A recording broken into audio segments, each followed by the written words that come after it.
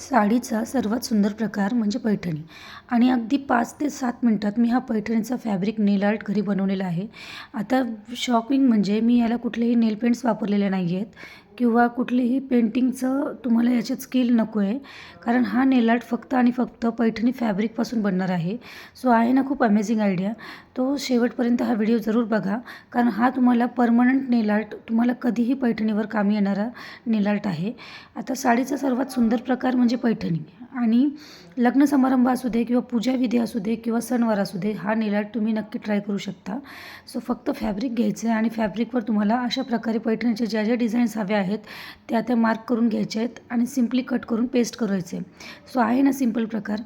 So अशा प्रकारे पैठणीचा use करून बरेचसे ट्रेंडिंग वस्तू मार्केटमध्ये आलेले आहेत, जसं की पोटली असेल, पर्स असेल किंवा फॅब्रिक यूज करून पैठणीचे वेगवेगळे दागिने बनवलेले असतील.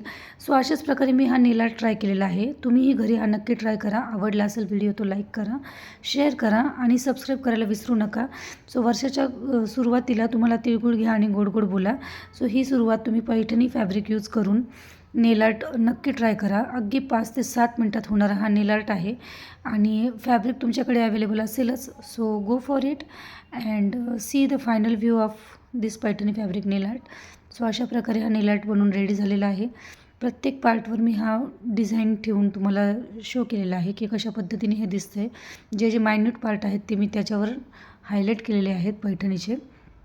सो आवडलं असेल तर प्लीज लाईक करा आणि सबस्क्राईब करायला विसरू नका. Thanks for watching. Thank you so much.